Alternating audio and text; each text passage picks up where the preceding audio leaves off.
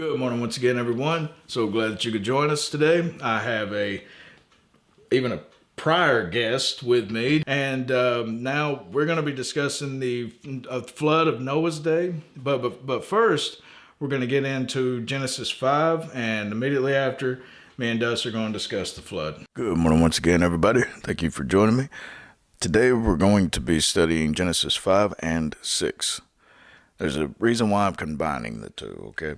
But let's remember first the very last verse that we left off on. Now, this is important, very important, matter of fact.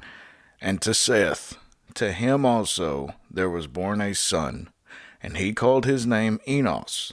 Then began men to call upon the name of the Lord. So we're seeing the first real followers of God coming from Adam.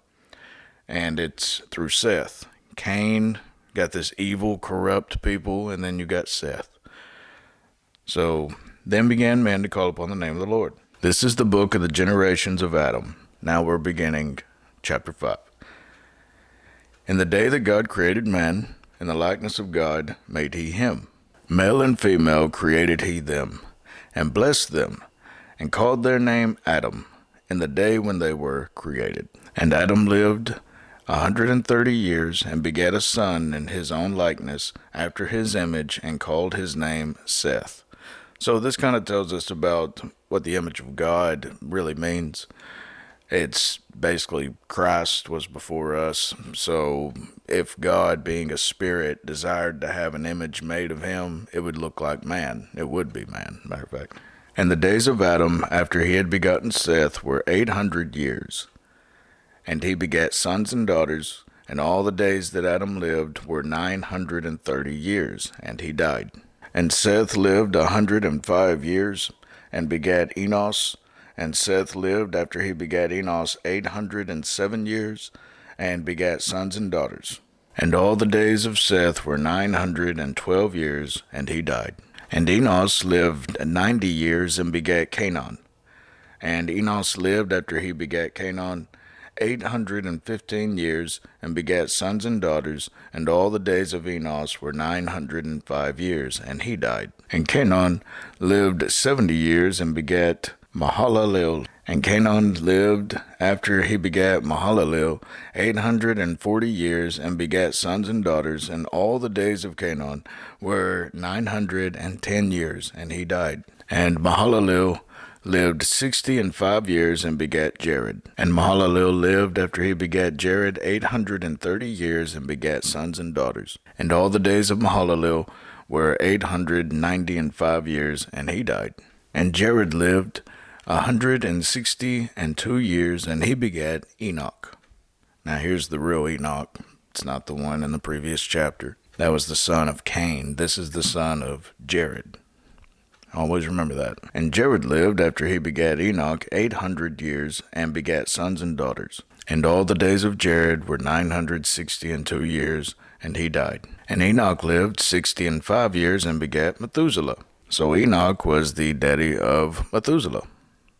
It's interesting, a lot of people don't know that. And Enoch walked with God after he begat Methuselah 300 years, and begat sons and daughters. So this is the first of two times that we're told in Genesis how Enoch was a man who walked with God. So you have all of these men of the Seth lineage from the last chapter. We're told, the very last verse, how the sons of Seth began to praise God. And they began to call upon the name of the Lord. Whosoever calleth upon the name of the Lord shall be saved. Remember that. So these are saved men. They're saved. All right? So they're under grace. There is no law at this time. So they're under grace. This is very important. I'm trying to make a clear distinction for this next chapter that I'm going to get to. But Enoch walked with God and begat Methuselah. And all the days of Enoch were 365 years. And Enoch walked with God, we're told again, and he was not, for God took him, meaning he was no longer on the earth. He just disappeared. That's pretty much what that's meaning. Just disappeared one day. That's beautiful, because he's a representation of what's going to happen to us, the church. Now, catch this. Enoch, the very first man to never have to die. He's the seventh from Adam. Okay, starting with Adam, there's seven, and it winds up with Enoch, and it goes right back to the earth. How long the earth's been here? 6,000 years. In the last 1,000th year, we'll call it the year of Enoch. And for the 7,000th year, we're believing that Christ is going to be reigning upon the earth. Okay, so he's going to actually be king and ruler over the earth during this next 1,000 years. I believe that we've only got just a few more years at the most. Very, very few. Very few. I'm not saying few as in relatively. I'm saying very few years left, if that. But we see with Enoch how he was taken. Enoch's also the father of Methuselah. Now, Methuselah lived longer than anyone else, 969 years, almost 1,000 years. Ain't that something? He lived longer than anyone else that's ever lived on the earth. One man that outlived everybody that's ever been on the earth. So, we're seeing this rapture and then this long years, longer than any other man, coming right after this raptured man. I think that tells us about eternity, or maybe that's just pointing to the millennial reign, how it's going to be 1,000 years after the rapture, that we're going to be. I don't know. That'll preach, though. It sounds good. Maybe nothing to it. But, I mean, God, he works in these ways, and they're very mysterious. And maybe there's something to this. I don't know. And Methuselah lived 187 years and begat Lamech. And Methuselah lived after he begat Lamech 782 years and begat sons and daughters.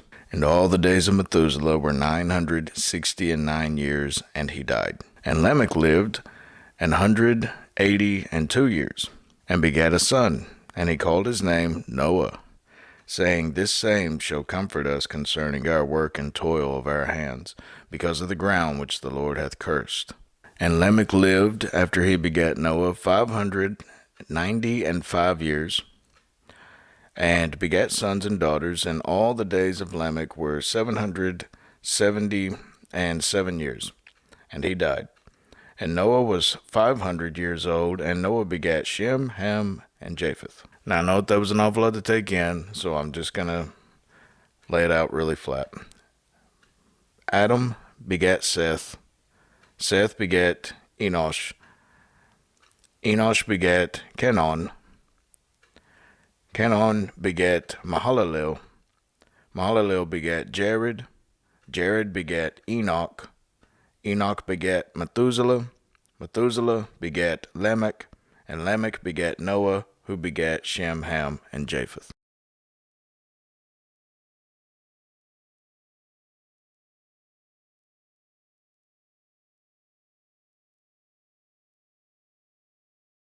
And that is the really quick summary of Genesis 5. Now, before I go any further, I feel like I need to address this.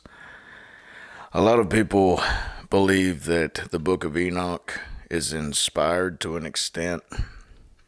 I do not take that belief at all. One of the reasons, and I knew about this years ago, you'll have to double check on this. I didn't really have time, but I did find this little graph that kind of shows why I do not believe the book of Enoch. Because the book of Enoch talks about giants, talks about angels, talks about how they fell. There was a few hundred on a mountain. They all made a deal and wanted to come down to the end. They taught mankind how to make things like iron and jewelry. Like, mankind wasn't smart enough to do that anyway. Like, we do that all the time. We don't need their help anyway. But they claim they take responsibility for helping man. These fallen angels supposedly helped man. And that's just one gripe about it. The most obvious gripe that I can actually say that destroys the validity of the book of Enoch entirely for me is that it's the size of these giants. It says right here, the book of Enoch, chapter 7, states giants were 4,500 feet tall. That may not sound like a very big thing. Okay, right here's the Empire State Building. The Empire State Building would come up to about the knees of these giants. that Enoch's talking about. The Great Pyramid of Giza is only 455 feet tall, and it would barely come up to their ankles. It's a book of fiction. Somebody just used Enoch's name, and it's spreading on out there, false doctrine all over the place. Let me explain why there were no giants that big. Because giants that big would build things. They would build cities like we do. And their cities would be absolutely ginormous. Literally, the Empire State Building would be like a model type of what they would build. It would be a toy to them. They could play with that. That's how enormous it is. And we find that nowhere. We do not find these colossal, gigantic cities all over the place. And by the way, who in the world, who could, like, how's that thing even gonna, how do you kill these things? They could literally stomp on men. All they had was bows, arrows, slings, and just throwing rocks at this thing, you're gonna kill it. The Book of Enoch is fiction. It's not inspired at all. You can quit reading it. If you want to read it like a novel, there's nothing wrong with that. I read novels all the time. But it is not inspired. Okay, now we have just completed our study of Genesis 5. So we see this lead up through the Seth line. And Dust is going to be joining me. Dust has been teaching and preaching the Bible for number of years, just as long as me, if not a little bit longer, as a matter of fact. I think you got me by a little bit, yeah. A month. But Dust, you want to say hi real quick? So, hey guys, happy to be here. Yep. Okay, now we just learned about, and Noah was 500 years old, and Noah begat Shem, Ham, and Japheth. Genesis 6 begins like this. And it came to pass, when men began to multiply on the face of the earth, and daughters were born unto them, that the sons of God saw that the daughters of men, that they were fair, and they took them wives of all which they chose. And the Lord said, My spirit shall not always strive with man, for that he also is flesh, yet his days shall be 120 years. Now, me and Dust, we were discussing before the video, prepping it, about these sons of God. Okay? Now, there's been a lot of controversy over this over the years, and now you know of 3 theories on who these sons of God were. Now, I only know of 2, and you said that the third one is pretty radical, yeah. Yeah. But one of them is the Sethite theory. The Sethite theory is that Seth, the son born of right after Cain and Abel, that whole event, Abel dies, and all of a sudden Adam and Eve have Seth. Seth had this godly lineage. We've already learned about Cain. So now we see this. This is what it says in chapter 4. And to Seth, to him also there was born a son, and he called his name Enos. Then began men to call upon the name of the Lord. Okay, in the New Testament, we learn that whosoever calleth upon the name of the Lord shall be saved. So we can reckon that these are sons of God, perhaps, that in that sense, So that is one, that these sons of God mentioned in Genesis 6:2 is the sons of Seth. Now there is the second theory, and that is that these are the fallen angels of the beginning, and that's how giants began to multiply. My theory would say that everybody was giants back then, but others that say that these Nephilim were the fallen angels, they say, well, they corrupted the population of man, and Noah was the only pure one left, I suppose.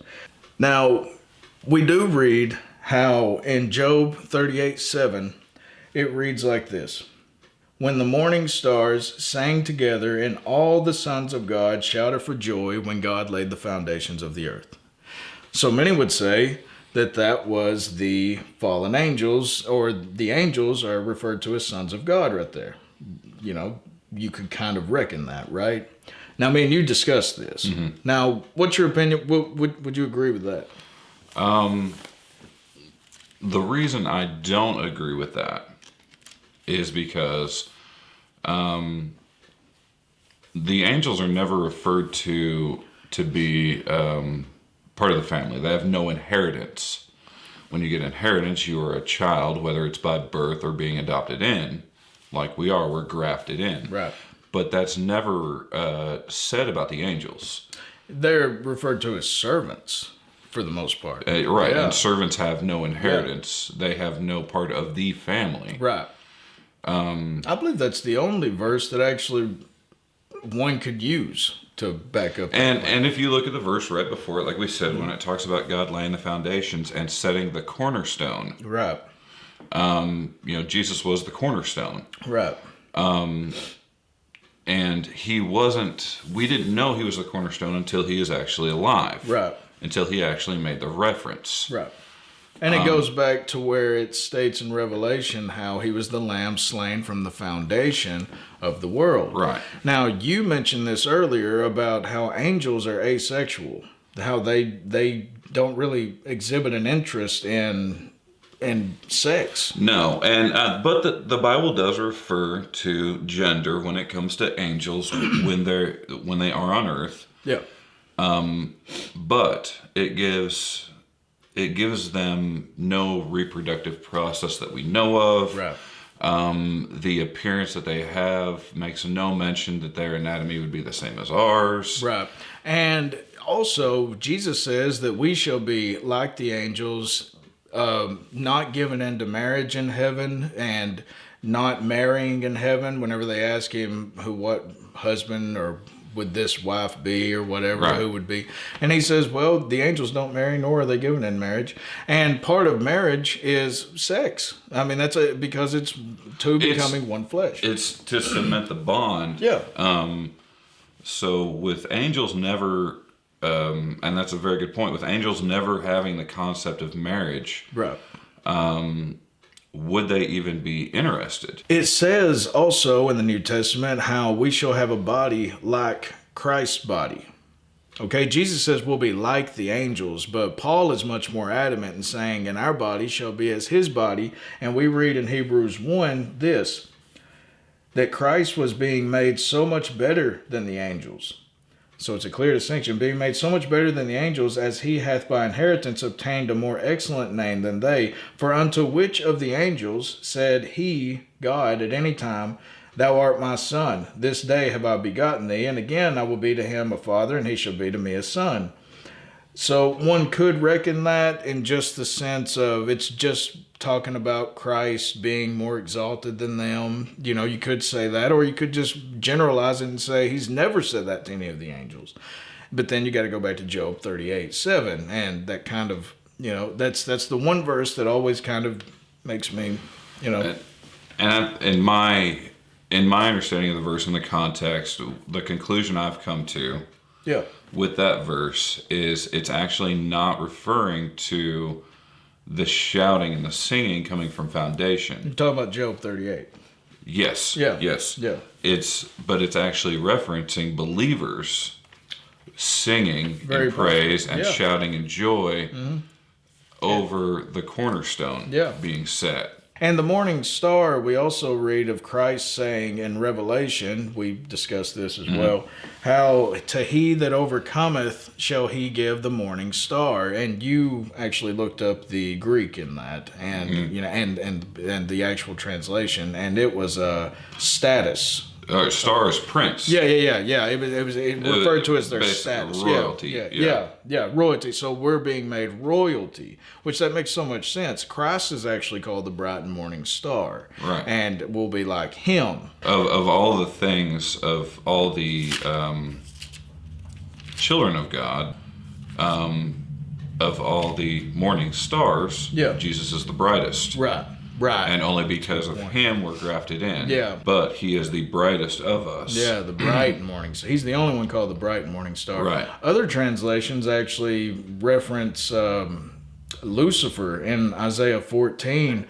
They call him the morning star in that. And that's just, it's not accurate because in the KJV we read, he's the son of the morning. O Lucifer, son of the morning, thou hast fallen and such. So we are saying, yeah, we're trying to give all the theories and let you come up with it for yourself. Study it for yourself. We discuss this, how we always point to the Bible. We're trying to just tell people, read the Bible for yourself, do your own research. But I would take the Sethite theory. Dust, are you kind of leaning either way? I just have a variant on the Sethite theory. Like we talked about, I do believe that the sons of God are believers of God. To me, it's for it to be directly from just the Seth side. I don't know. Right. I can't say that for 100% fact. That's a good point. But I do believe the sons of God is referring to believers. Believers on earth. And the daughters of men referring to pagan. Right. And we didn't even discuss this, but do you remember how Moses warned the Israelites or the Hebrews how he said, don't mingle with the pagan women, marry within the believers, be ye not unequally yoked, because they'll draw you away from God. And maybe that's something that can be taken into account with that. We do read, and me and Dust, we've got a little bit to discuss on this chapter. Yeah. We went into further detail than I even thought we would. Which usually happens. It's a little bit. Calamity. We got math involved, and I can't keep up with him in math. But we'll discuss that right here in just a second.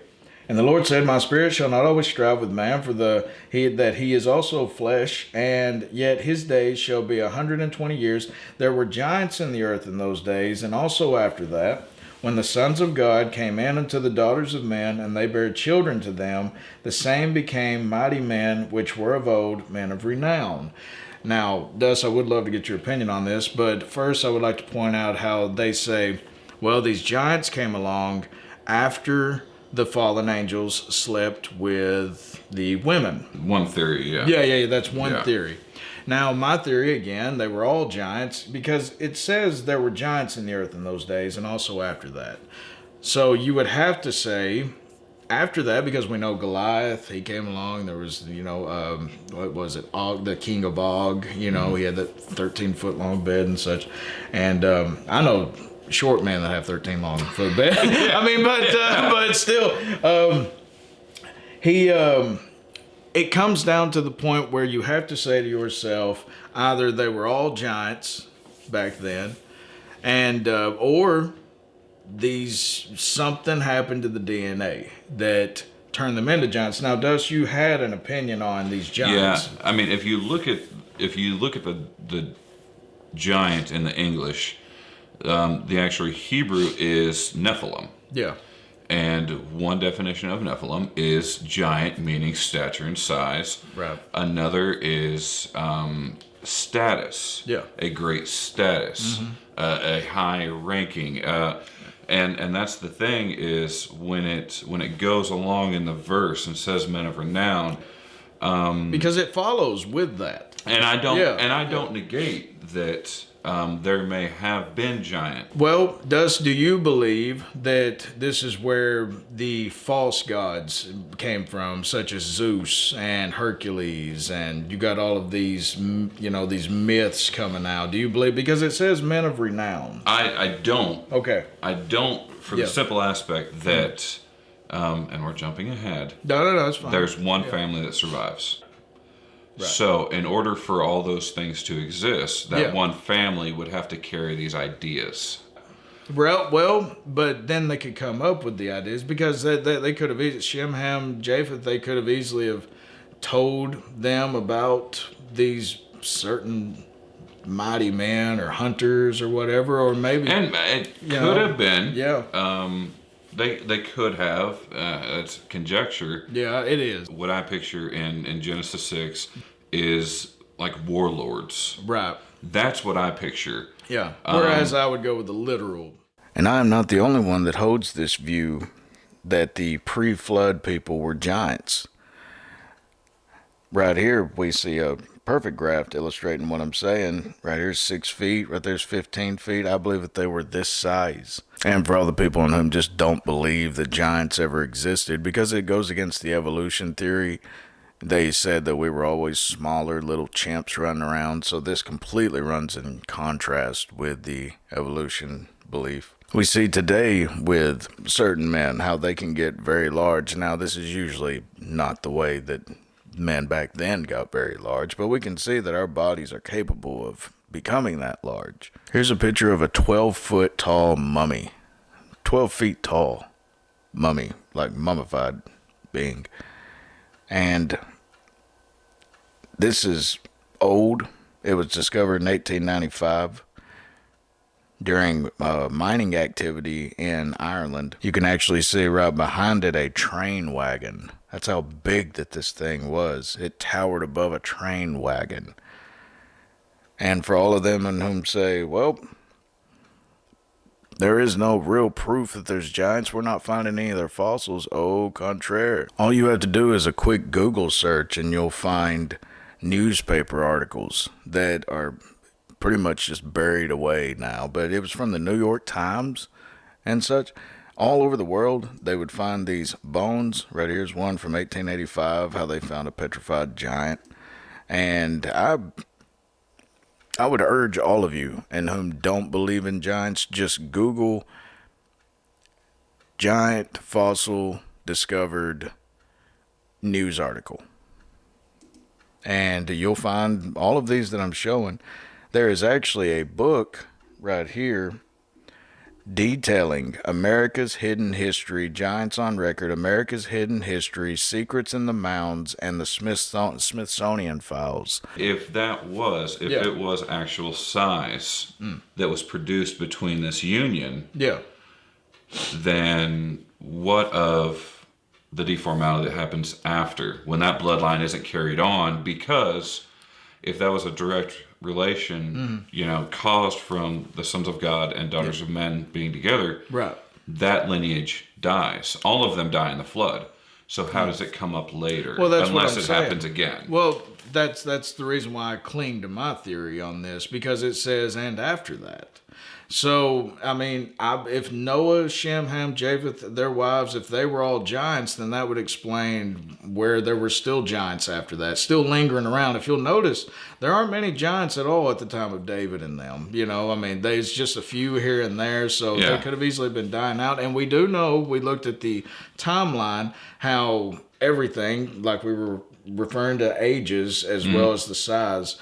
So the ages start going down. So we can easily say that the size started to go down as well, during this time. When it got to Abraham is really when it started getting to manageable age. Under about 200 years. Yeah, exactly. Yeah, and then it started to, we was cracking up a little bit about all this. Noah, 500 years without having a child. I said, I could beat that. I could. But 35 strong. 35, about to be 36. We're about to edit that, aren't we? I feel older than Noah. Let's build a boat. I can't build. He was taller. He was a giant. So I'm going to try to keep throwing that out there. Okay, but anyway, you can come to your own conclusion on this. This is very interesting to talk about. But one of the main questions that I've always had personally is coming up on verse 5. Let's just read verse 5 real quick. And God saw that the wickedness of man, not the wickedness of angels, okay, but the wickedness of man was great in the earth, and that every imagination of the thoughts of his heart was only evil continually. Let's stop right there, Dust, before we get into this next subject. Now, Dust was doing a lot of math. Tons of math. He lost me 2 minutes into it, and he kept going for an hour. But did a great job, mind you. But we got to looking up the population of the earth. How many died in the flood? I've always been curious about that. Now, no one can't tell. Whenever we were researching this online and we were trying to get different opinions, it was bizarrely spread apart. Yeah, it varied into the trillions. Yeah, I think the top was 9 to 10 trillion. 9 to 10 trillion people. Low end was like 36 people. So it varied a lot. Yeah, I know. Just to throw out these numbers, Answers in Genesis says that there was about 750 million. that died in the flood. Now, we looked up another website, and they said 4 billion. Mm-hmm. Then we looked up another website, and it said 10 trillion. But the first conclusion that the man came to was 10 million. Now, Dust, you said that sounds a lot more reasonable, as do I. I think that sounds much more reasonable. And where that came from was looking at, what were the years? It was the intervals in between their... Adam didn't have Cain or Seth until he was 130. Oh, no. Whenever we were researching, we looked up what was the population of the earth at the time of Christ's birth. And it was 250 million. Far stretch from 10 trillion, mind you. And before the flood, they were not having babies that often. And Dust had a really good point on this. Women's biological clock wasn't an issue. Now today, Dust, you brought this point up, and it's a great point. It's women today, they got what they call baby syndrome, and they just got to have a baby. They got to have a baby. They're getting older, so they got to have a child. Well, back then, women could live 900 years before they really... I'm assuming that they could live up hundreds of years. Maybe they could live their entire lives and have... I don't know. But that was... They didn't have to worry about that back then. I think that it was anywhere from 1 million to 10 million people on the earth at the time of the flood. That's what I would gather. Because we tried to do... how many would this have? How many would this have? And you was working out all the math, and it just seems like 750 million is just... Now, it was 1,500 years to where they could grow. Okay, so they could multiply on the earth for 1,500 years. But they had to start out with one couple. And that's the thing. There was such a huge distance. We looked at the averages, and it was around like 120 years. Yeah. Is they would go before having their first child. Right. If you wait 120 years to have your first, I don't think you're having your second in the next two. So there was some long spans, most likely, in between the children. Mm-hmm. And 900 years is a long time to go. 900 years is long. But a long time. Yeah. If you only have a child within the first 120, right, and you don't go, hey, let's have a second, a third, and a fourth, let's have a football team before I'm 150, because they didn't really know how long they were going to live. No. And there was no pressure to have children. No. Do your own research. Mm-hmm. If it was 750 million or 4 billion, I would say, okay, I believe it. That's if it was, but I don't think you can really, truly prove that. I don't think that you could. I don't think any number. Without having genealogies written down that don't exist. Right. That's going to be the question. One of the questions we'll ask when we get there. Yeah, that's a God question. Yeah. Okay. On to verse 6. And it repented the Lord that he had made man on the earth, and it grieved him at his heart. Me and you discussed this verse as well. A lot of people would say, well, repentance is turning away from sin and never doing it again. The Lord never sinned, and he repented. So obviously, this doesn't have to do outright with sin, not at the very beginning, because it does mean you have looked this up. Yeah, and that's going from the translations. Yeah. Translation to English. Right. The Hebrew language did not have many words compared to the English language.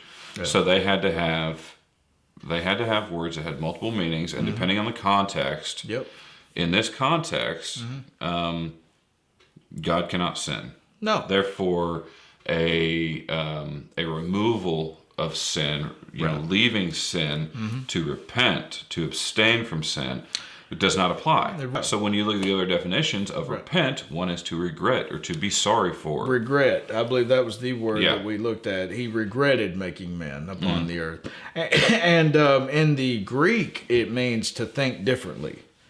So you looked up Hebrew, you looked up the Hebrew, which is regret, and I looked up the Greek, which is to think differently. It means the same thing, you don't think about it the same. Now that can lead, in our cases, to turning away from sin.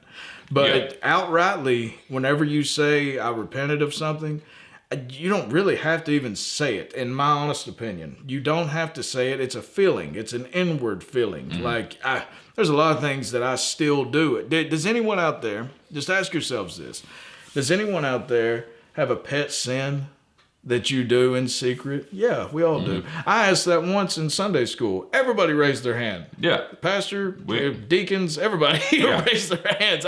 Everybody has their pet sins, and they have repented and repented and repented. And really, it's just an inward, you just don't like doing it, even if you still do it. And there are repercussions for continuing in it.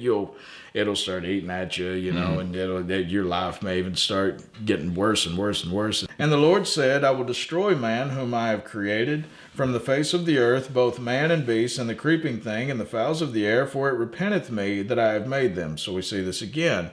Me and you talked about, and you did a far better study than I actually watched Ken Hovind discussing this, but Dustin has actually recently studied it. And I think gave a lesson on Bel Pure. Ball pure, yeah. And how this being, they would worship him. This is the depravity of man, how low that they can sink into this state of just being evil all around. And man, you talked about how everything that God tells us not to do, there's reason behind it. Yeah.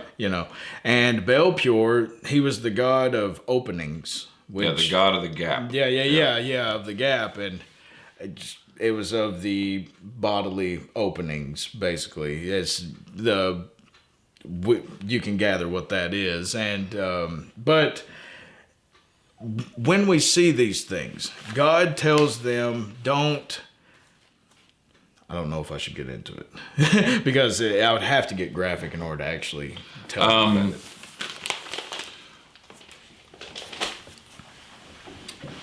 Just think. Yeah. Okay. All right. When it comes to openings in a physical sense, there are pathways, whether it be anal. Yeah, I was gonna say in or out. Well, okay. All right then. It's already out of the box. Okay, so. Anal, vaginal, and what we're talking about, well, they worshipped these. Am I right in saying that? You're more knowledgeable on this false god than me. I didn't get that deep into it. Well, I've already said it, and it's going up. but here's the thing: the depravity of them. So many people have said, "Well, why would God even kill the animals and kill?" I've read that today. I told you, I seen somebody comment on that today. Oh, yeah, I know those evil animals God had to kill. Well, everything was corrupted, though. I mean, you have to understand, God sees things as we don't. The plague, we discussed the plague and how they were dying from that plague. How these diseases were going. About 24,000 Israelites were dying because of this Bel Pure worship, and they would eat feces and such things, unspeakable.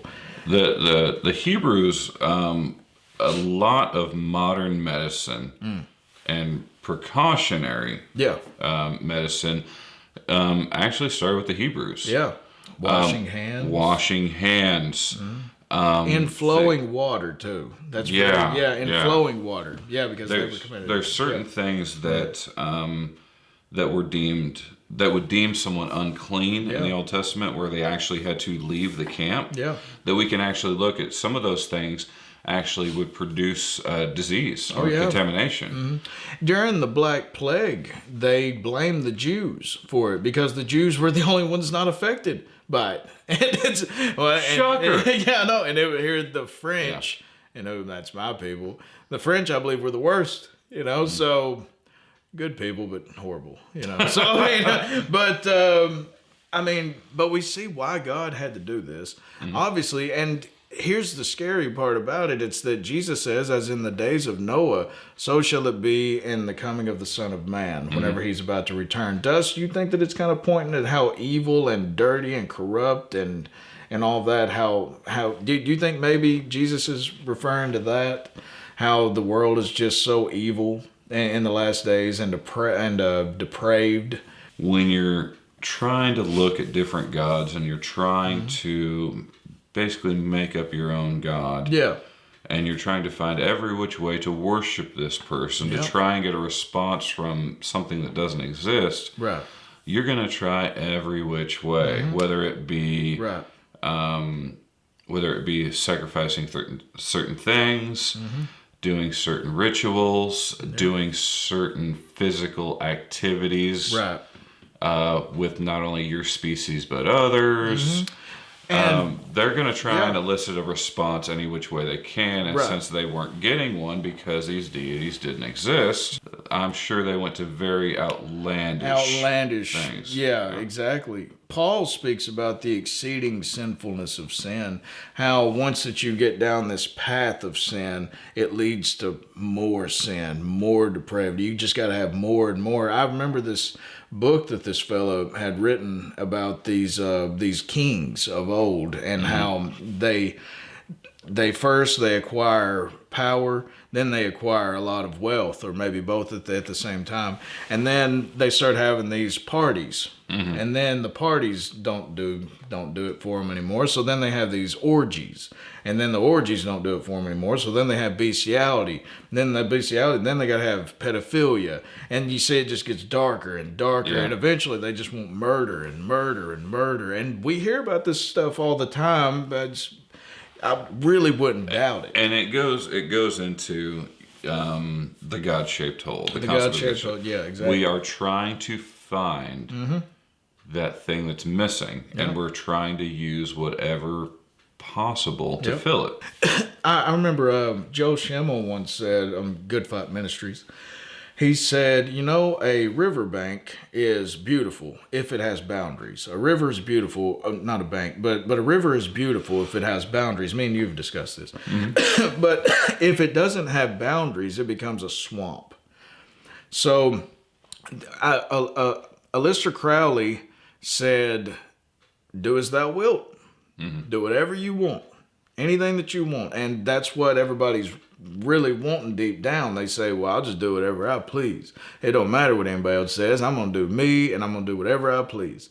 Well, that leads to just death. And in the end, it says that sin brings forth death. And me and you, Dust, we were discussing the amount of time that nations usually last. And there have been books written on this about how God, remember how he tells Abraham, he says, well, the Amorites, their iniquity has not reached its peak. And it wouldn't for, 400-something years. And the Hebrews had to go into slavery during that time and whatnot. But once it reached that peak, they lost their land. Then we come to the Romans. And the Romans, of course, there's a lot of other nations that had this happen as well. They began trying to be noble and whatnot. Then they all of a sudden started to believe that they became emperors, and they thought they were gods. And then there was just depravity, murder, gladiator games, everybody dying for pennies, or for claps, sometimes for applause. I believe it was a brutal society, and what happened to the Roman Empire? It collapsed. Yeah, and the Roman Empire didn't last 500 years. No, it didn't. And it was actually pretty much dead way before it was announced dead. Noah found grace in the eyes of the Lord. Verse 8 says, these are the generations of Noah. Noah was a just man and perfect, and me and you discussed that just a little bit, was a just man and perfect in his generations, and Noah walked with God. Just like Enoch, Noah walked with God. And Noah begat 3 sons, Shem, Ham, and Japheth. The earth also was corrupt before God, and the earth was filled with violence. Filled with violence. I've had bad neighbors before, brother. And I'm telling you, just hearing their violence, I didn't have peace. I can only imagine, man, you discussed what Noah must have suffered through at that time. Because imagine being the only one that God actually seen as just. Yeah. But it was filled with violence. And God looked upon the earth, and behold, it was corrupt, for all flesh had corrupted his way upon the earth. All flesh. And God said unto Noah, the end of all flesh is come before me. For the earth is filled with violence through them, and behold, I will destroy them with the earth. And he's still talking to Noah, and he says, make thee an ark of gopher wood. Rooms shalt thou make in the ark, and shalt pitch it within and without with pitch. And this is the fashion which thou shalt make of it. The length of the ark shall be 300 cubits, the breadth of it 50 cubits, and the height of it 30 cubits. A window shalt thou make to the ark, and in a cubit shalt thou finish it above. And the door of the ark shalt thou set in the side thereof, with lower, second, and third stories shalt thou make it. And behold, I, even I, do bring a flood of waters upon the earth, to destroy all flesh, wherein is the breath of life, from under heaven. And everything that is in the earth shall die. You had a really good point, Dust, before all this. You had a great point. And it was that to cover the entire world, it don't matter if there was 1 million people or if there was 10 trillion.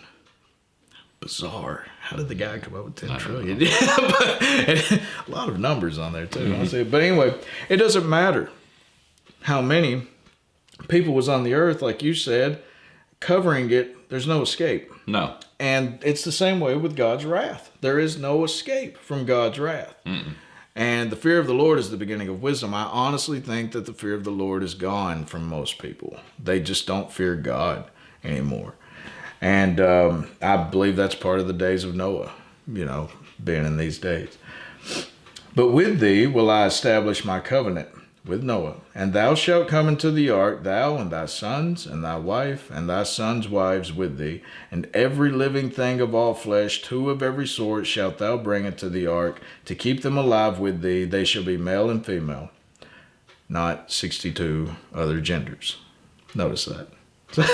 I've never encountered a dog. There was a boy that identified as a female pup. I've never seen a dog.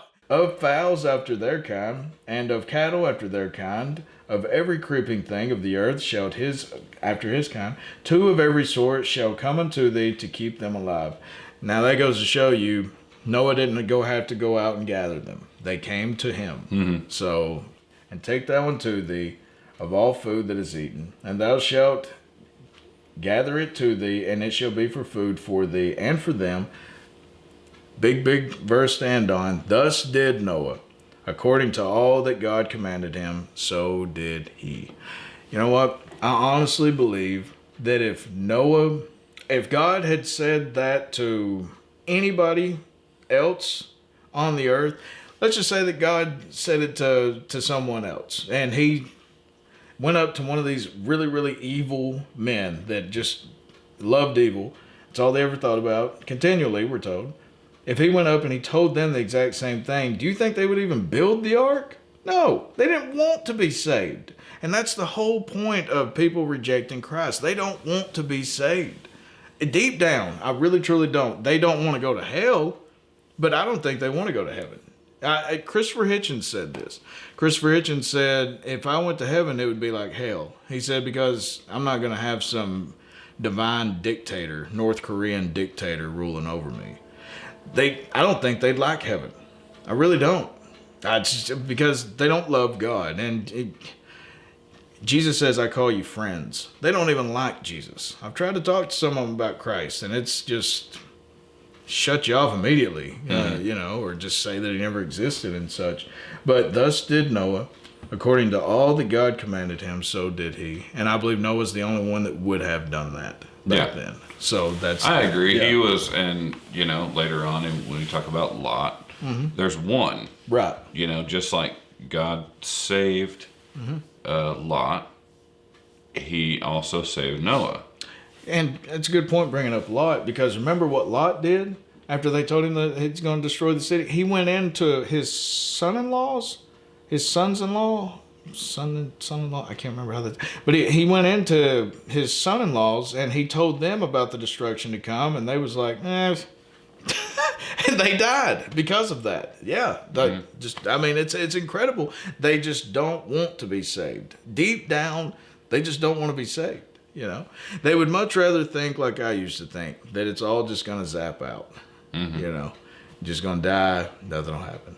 What a shock that would be. Dust, I have thoroughly enjoyed this, my brother. And I do want you truly to come back. Let's see, what would be a good book for you to come back in? Job. No, Isaiah. Let's do the entire book of Isaiah within a 62-hour period. You think you can stay awake? How much coffee you got?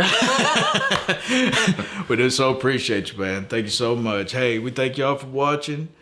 Y'all be blessed. God a peace be with you all. Dust, you want to say bye to everybody? Bye, everybody. Peace.